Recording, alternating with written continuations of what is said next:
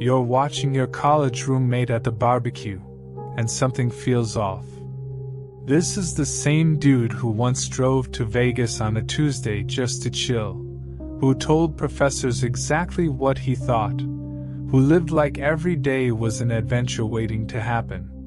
Now he's standing by the grill, frantically texting his wife about whether he bought the right kind of burger buns, his hands literally shaking as he waits for her response. When she texts back with 3 paragraphs of corrections about his grocery choices, you watch this grown man's shoulders slump like a scolded child. The most chilling part? He doesn't even realize what just happened.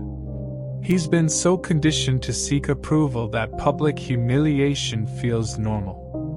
This is the psychological assassination happening in living rooms across America right now, and today, I'm going to show you exactly how independent men get systematically broken down into pack animals who carry loads for others, while forgetting what it felt like to be free. What I'm about to reveal will hit you like a freight train. Handle this information with love and not blame, because once you see this pattern, you'd realize you're cooked. Pay close attention because you didn't come across this video by accident. The grocery store Saturday morning scene is where you witness the great domestication in full display. There he stands, the same guy who once stayed out until 3 a.m. debating life with strangers, who quit jobs on principle, who drove cross-country just because he felt a call. Now he's mechanically checking items off a list written in handwriting that isn't his own, shoulders hunched, eyes vacant, doing mental gymnastics about whether there's enough in the joint account for that artisanal cheese his wife mentioned wanting. He's rehearsing the apology he'll need if he forgot the specific brand of yogurt she prefers, calculating the emotional cost of every potential mistake. Drop a comment below if you've witnessed this transformation happen to someone you know, or if you're starting to recognize yourself in this psychological prison. The stories always reveal just how deep this conditioning goes. When exactly did the transformation happen? When did the lion become a beast of burden? Walk through any suburban neighborhood on a weekend and witness this massacre in action. Men who once commanded respect in boardrooms now seek permission to buy a beer. Former rebels who challenged authority now ask approval for every minor decision. Champions who conquered obstacles now negotiate for an extra hour of sleep like they're asking for parole. Machiavelli understood this dynamic centuries ago, when he wrote about how men become enslaved not through force, but through the gradual surrender of their will. He observed that men judge generally more by the eye than by the hand, for everyone can see and few can feel. Most people see the surface, the happy couple, the nice house, the family photos, but few can feel the psychological chains being forged link by link, day by day, until the man can barely remember who he used to be. Over 15 years of observing relationships, I've witnessed hundreds of these transformations play out like clockwork. Strong, decisive men gradually morphing into anxious approval seekers. Independent thinkers becoming echo chambers for their partner's opinions. Risk-takers transforming into safety-obsessed planners who check with headquarters before making any move. I've watched entrepreneurs who built companies from nothing suddenly unable to choose a restaurant without consultation. Military veterans who led troops through hell now terrified of their spouse's disapproval over minor household decisions. The most disturbing part isn't the change itself. It's how these men seem completely unaware it's happening. They rationalize each small surrender as love, each boundary crossed as compromise, each freedom sacrificed as maturity.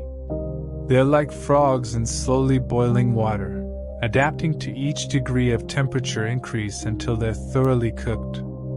This isn't about condemning marriage, It's about recognizing how some men transform from decision makers into donkeys, and understanding the psychological machinery that makes it happen. Here's where it gets sinister.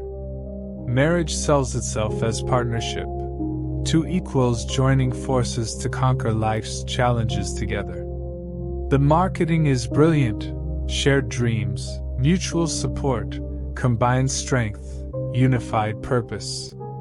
Who wouldn't want a teammate for life's ultimate game? But partnership implies equality, and what I've observed is that some modern marriages operate more like hostile takeovers disguised as mergers. One party gradually assumes control of decision-making, resource allocation, social planning, and life direction, while the other provides the labor to fund these decisions. The transition happens so gradually that men don't notice they're being managed rather than partnered with. First, it's our money, but she manages the budget. Then it's our social calendar, but she makes all the plans. Eventually, it's our life, but she's the CEO and he's become the employee who just happens to live there and fund the operation. Let's examine the financial architecture that enables this transformation. Some marriages create an economic dependency system that would make feudal lords jealous. Through joint accounts, shared mortgages, combined credit, and merged assets, men find themselves financially handcuffed to decisions they never made. The genius lies in how this dependency gets packaged as responsibility and love. We need to save for the house. We have to think about the children's future. We can't be selfish with our finances. Each statement sounds reasonable in isolation, but collectively they create a financial prison, where the man's earning power becomes completely disconnected from his spending authority. He works longer hours to fund a lifestyle he didn't choose, in a house he didn't pick, filled with furniture he doesn't like, to maintain standards he never set. His labor becomes the engine that powers someone else's vision of the good life. He's not building his dream, he's financing hers while slowly forgetting what his own dreams even look like. The psychological impact cuts deep. When a man's effort becomes divorced from his agency, when his work serves goals he didn't set, he experiences what psychologists call learned helplessness. He stops fighting because resistance feels futile. He accepts his role as the economic engine and finds meaning in being useful rather than being himself. This is how lions become beasts of burden, not through chains and whips, but through psychological conditioning that makes them grateful for the harness.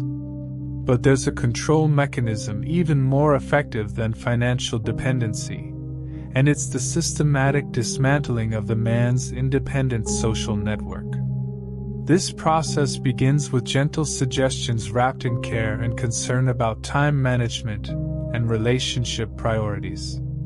Don't you think you spend too much time with your friends? Wouldn't you rather spend Friday night with me? Your buddies are still acting like college kids while you're building a life. The language sounds caring, even logical. Why would a married man prioritize friendships over his spouse? But this framing creates a false choice that's pure psychological manipulation. It positions male friendships as competition rather than complement to marriage. It reframes loyalty as scarcity, as if loving his friends somehow diminishes his love for his wife, when the reality is that isolated men make the most compliant partners. Gradually, systematically, the man finds his world shrinking. The weekly poker game becomes monthly, then occasional, then just a memory. The weekend hiking group gets replaced by household projects that somehow always need immediate attention. The spontaneous hangouts disappear under the weight of scheduled couple time and family obligations. His support network evaporates precisely when he needs it most. This isolation serves multiple control functions that would impress any dictator. Without external perspectives, he has no reference point for whether his situation is normal, or if he's slowly being psychologically dismantled. Without male friends who remember his pre-marriage self, he loses connection to his authentic identity, and starts to believe this diminished version is who he's always been. Without independent relationships, he becomes emotionally dependent on his spouse for all social needs, turning her into both his jailer and his only source of human connection. Machiavelli warned about this exact scenario when he noted that isolation is the first step toward complete control. He who neglects what is done for what ought to be done sooner affects his ruin than his preservation. These men neglect maintaining their independence for what they think ought to be done in marriage, total devotion and sacrifice, only to discover they've engineered their own psychological ruin. If you're starting to see these patterns everywhere now, hit that subscribe button and turn on notifications, because I'm breaking down the psychological mechanisms that most people never recognize, and you don't want to miss what's coming next. The deeper we go, the more disturbing this gets. Once isolation is complete, the reshaping process accelerates through constant low-level criticism disguised as improvement suggestions. This isn't the explosive anger of obviously abusive relationships, it's the steady drip of dissatisfaction that erodes confidence like water carving through stone over decades. You should dress better. You need to eat healthier. You watch too much sports. You're not ambitious enough. You should call your mother more. You spend too much on your hobbies. Each comment taken individually seems helpful, even loving. Collectively, they communicate that who he is naturally is fundamentally insufficient and needs constant correction.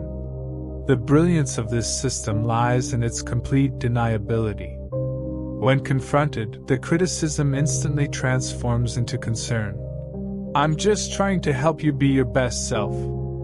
I want what's best for you. Isn't improvement what relationships are about?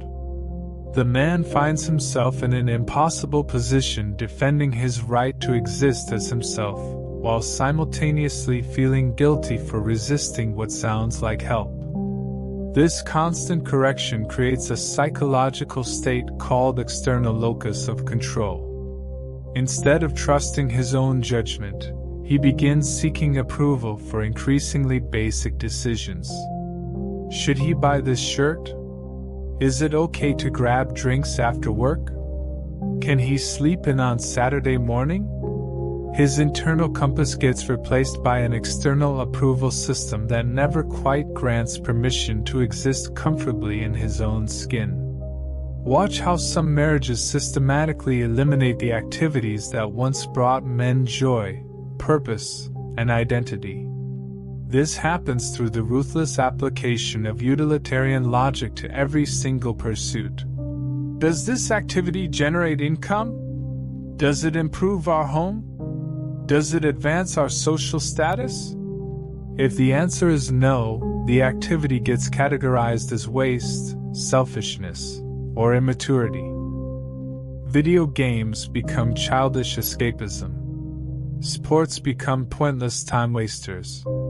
Music becomes annoying noise. Reading becomes antisocial withdrawal. Working on cars becomes dirty and expensive. Any pursuit that doesn't directly benefit the household gets gradually phased out through scheduling conflicts, budget constraints, and social pressure disguised as reasonable adult priorities. The psychological impact extends far beyond lost entertainment. These activities often represent the last connection to pre-marriage identity. They're the spaces where men feel competent, passionate, and autonomous, where they remember what it felt like to be themselves instead of someone else's project. When these disappear, men lose access to the experiences that once made them feel alive and connected to their authentic selves.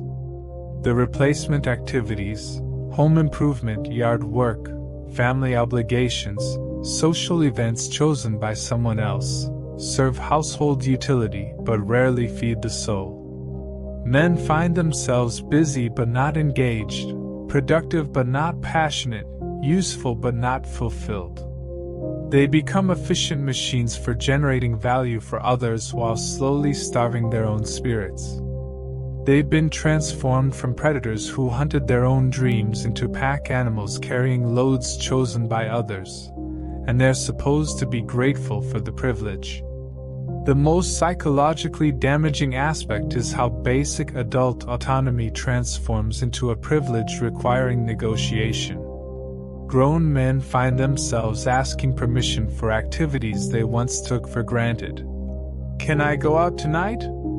Can I buy this item? Can I visit my parents? Can I take this job opportunity? The transformation happens so gradually it feels natural. It starts with consideration.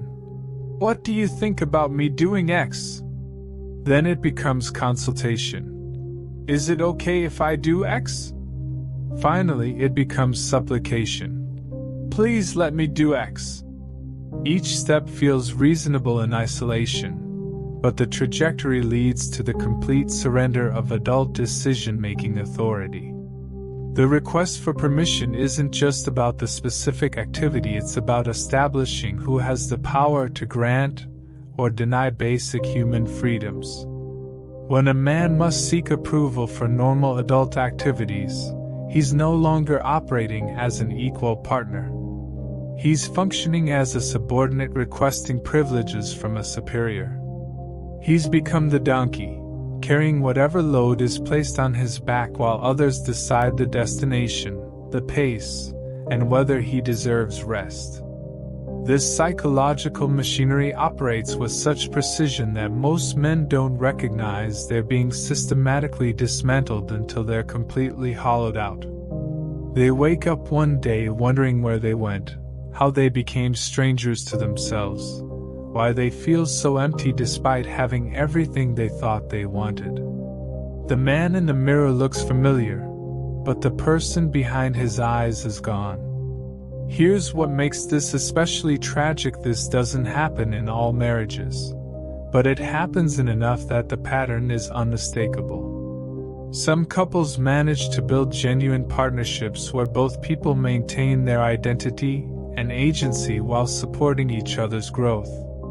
But too many men sleepwalk into arrangements where they trade their autonomy for the illusion of love and security, not realizing until it's too late that they've been psychologically neutered.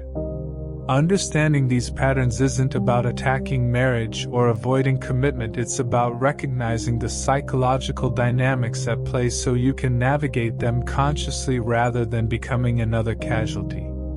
Whether you're single, married, or somewhere in between, awareness of these mechanisms can help you maintain your identity and agency while building genuine partnerships based on mutual respect rather than gradual subjugation. The goal isn't to stay single forever or avoid love. It's to enter relationships with your eyes wide open, understanding how power dynamics actually work, and ensuring that love doesn't become a euphemism for surrender. Because there's a world of difference between choosing to compromise and having your choices slowly stripped away until compromise becomes your only option. Don't become another Mike at the barbecue, frantically seeking approval for basic human decisions. Don't become another grocery store ghost, mechanically following someone else's script for your life. If this breakdown opened your eyes to patterns you hadn't recognized before, subscribe and hit that notification bell, because understanding these psychological dynamics is the key to maintaining your authentic self in a world designed to shape you into someone else's vision of who you should be. The choice is still yours, but only if you make it consciously before the machinery takes that choice away too.